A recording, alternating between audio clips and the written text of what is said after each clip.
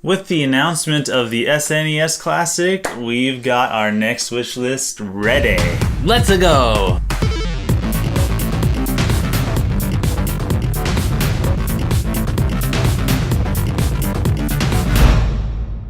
We see a pattern developing here. We had NES Classic last year, and we were hoping, let's do SNES Classic. Yep. And they announced it, 21 games. And you got Star Fox Zero. Two.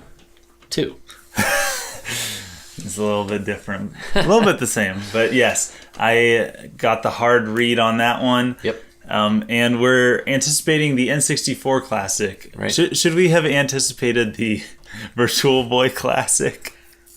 Or the Game Boy. Or the Game Boy Classic. Who knows? We can do it. Oh man, I never thought about that. But it's already out of chronological order. Right. That's true. We're going to have to do Game Boy Classic next, though, a wish list. Virtual Boy Classic will be so different because there's no output to the TV, and these Classic Editions are mini, so what would it be, just a pair of glasses? We're going to have I don't know about Ryan do our Virtual Boy Classic Edition. All right, let's get started. Episode. Yes. Wish list, and we chose 20. Yeah. Number 1, Super Smash Bros. I would ride it if it was not there. Yes, it's a must-have. It's still a classic. I still enjoy playing it. Yeah. More than Melee, actually, but that's just me. Diddy Kong Racing, I had to put this one on here because Ryan, it's one of his favorite games. He likes it more than Mario Kart 64. Yep. And I just had to do it just for Ryan. Pokemon Snap is number 3, and it's kind of another obvious one. And something that Nintendo fans have always held dear, kind of always requested a return to, and it made a slight kind of almost cameo in Pokemon Sun and Moon in this little extra mode they had. But it did not compare. No, I'm sure it didn't. And we would totally play this game all over again, and Professor Oak would tell us it's not centered. Yes. And would tell us that we're horrible photographers, and then we'd take a random picture of the face of a Ditto, and you'd be like, oh, this is cool.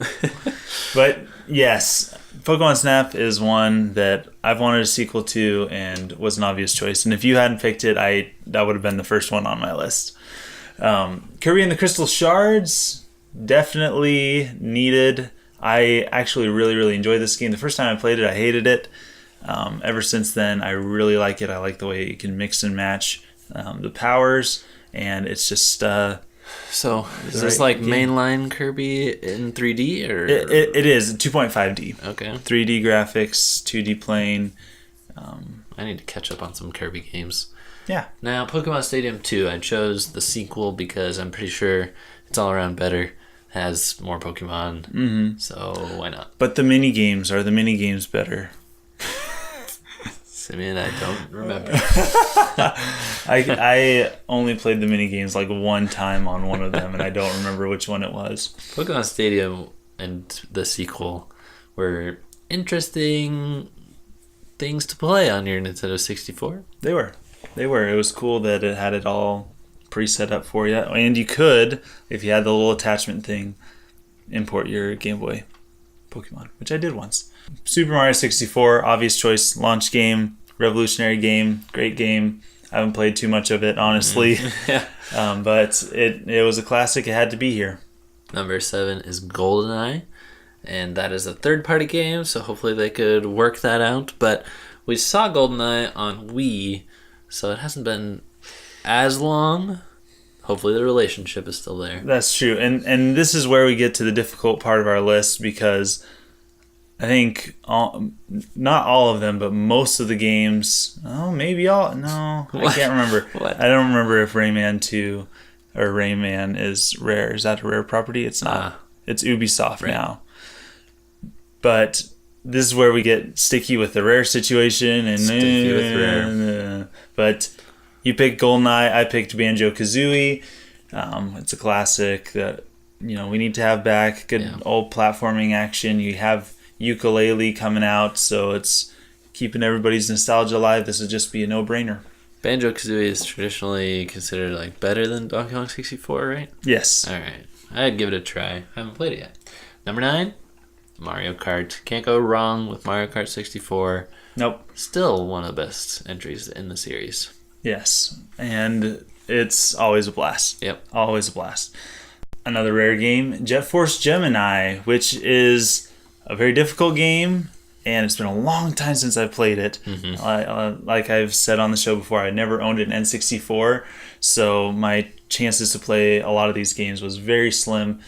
Would you be super stoked for a 64 Classic? I think so. Like I have been for the SNES? It might have to be something I pick up because, I just haven't had the chance to play a lot of these games. And Jet Force Gemini was one that I was always intrigued by and got to play a little bit of.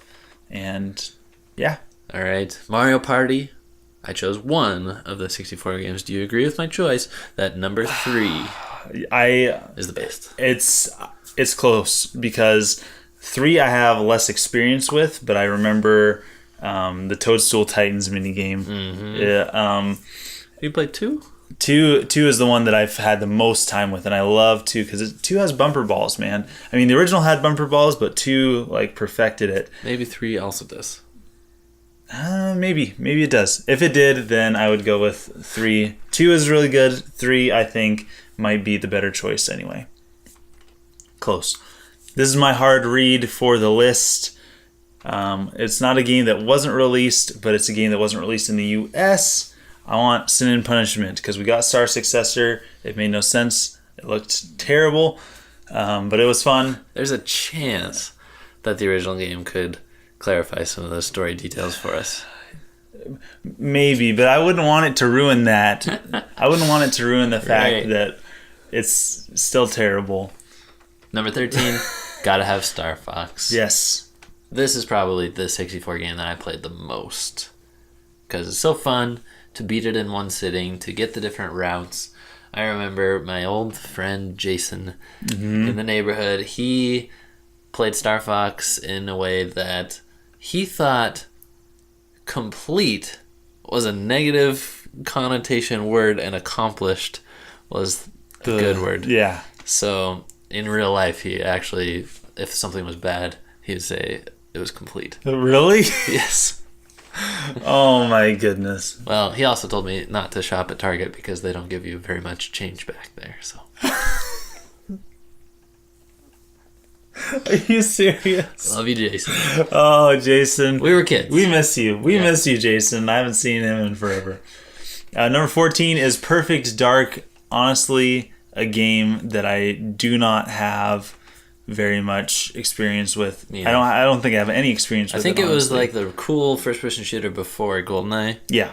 And still is known for its merits on its own. Indeed. Yeah. I want to play it. It's a classic. I haven't played it yet. I want to play it. How about Ocarina of Time? Necessary. Must have. Right. And honestly, a lot of these lists are necessary. Like a lot of these items. Yeah, we didn't really have a choice on most of them. It's like, well, we could exclude it, but then, I mean, what's the point there? They would put it on it anyway. Yep. And of course, if you have Ocarina of Time, you got to have Majora's Mask. Majora's Mask is fantastic.